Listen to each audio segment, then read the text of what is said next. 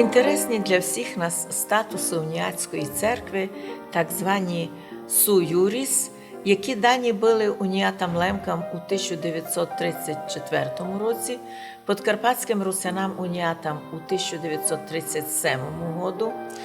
Що означав цей статус для наших русинов на Лемковині і на Подкарпатській Руси?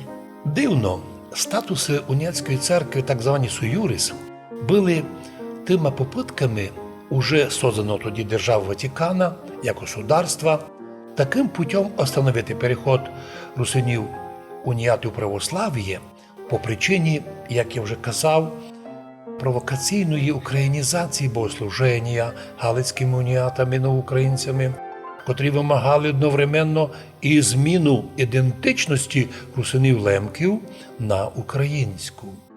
Ось чому вже через 8 років, у 1934 році, римські католики, державши під контролем унію, пішли на таку примусову винужену міру, щоб виділити русинів-лемків, які держаться староруського обряду, староруського язика русинського, щоб вони найби були вже русинами, найби були своїм церковнослов'янським язиком, но лиш би оставалися унії.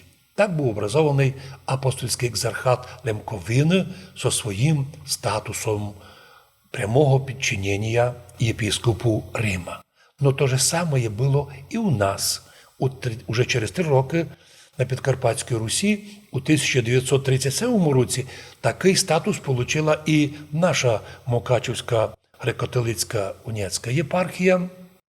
І тоді, як і там, так і тоді, вмісто священиків з українськими поглядами, котрі провокували людей і священиків, стали служити настоятелі, котрі симпатизували руським православним ідеям. Но оставалися уніатами. Ми все казали, що до тих пір, поки не вмішалися ідентифікатори, то навіть між не було таких натягнутих відносин між православними і греко-католиками. Ну от прийшли ідентифікатори, котрі захотіли русинів лишити їх національності, і появився розкол, і винужений був Ватикан дати такий статус «суюріс» – прямого підчинення. Це дійсно замедлило переход русинов у православ'я. До сих пір велике число лемків належать до Польської православної церкви, русинів на Словаччині до Словацької православної церкви. Причина була вказана, що не стільки православ'я хотіли наші лемка-русини, як дуже уніатські священники великі брали побори з них. Дуже дорогі були треба було відробляти роковину, коблину. І тому саме економічні питання перевели їх в православ'я, а не така внутрішня віра серця і душі. Можна й тим згодитися. Потім казали, що провокаційно вимагали, щоб русини-лемки перестали бути русинами, а стали українцями. І це також відпугнуло тих людей від того, що в унії їх хочуть змінити їм ідентичність, і вони перейшли в православ'я. До речі, уже 20 останніх років русини на Словаччині прямо плачуть, публічно плачуть, робіть щось, бо греко-католицька церква на Словаччині безбожно асимілює русинів, словакизує. Це офіційно було сказано многократно на русинських з'їздах і у пресі. Нічого не змінилося. Словакизація русинів продовжується.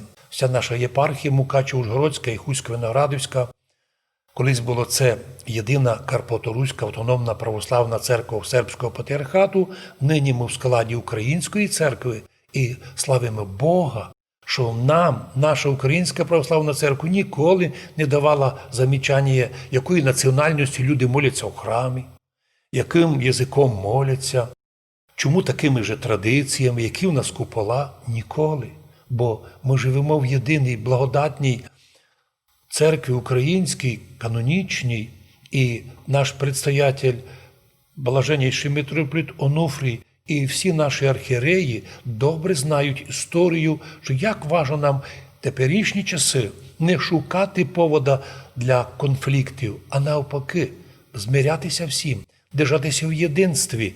Ну, а нам, православним русинам Закарпаття і русинам Лемкам, також є можливість подивитися у нашу славну древню історію. Славна наша древня історія, благодатний наш красивий славяно-русинський язик, красиве наше богослужіння, як красно наші люди співають. Навірно, вже не є по всій Україні, такого ніде не є, де вся церква співає єдиним хором.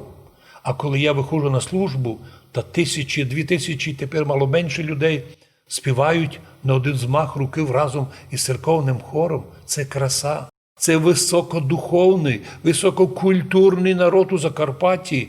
І прийшли сюди випадкові люди із низьким інтелектуальним рівнем і вирішили нам щось підказувати, які практично не церковні, архітектури не розуміють, історії не знають, а тому тільки лише одна їм відповідь. І донині наша, я кажу, наша греко-католицька єпархія Мукачівська реєстрована як русинська, а вони про це ніколи не кажуть.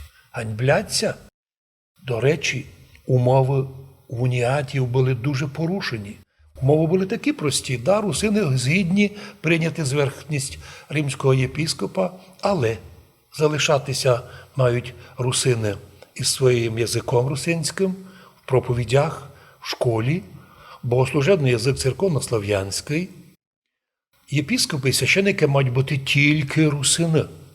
А тепер подивіться, узнайте, скільки русинів у греко-католицькій церкві сьогодні? Скільки вони порушили православного богослужіння, почистили, зменшили, скільки пунктів порушено. Отже, якщо люди поверталися із унії до православ'я, так вони мали в основі не тільки економічні питання, мов треба було дорого платити, а й то, що сама унія перетворилася на інструмент денаціоналізації русинів карпатських по всім державам, де католицька церква контролювала уніатів.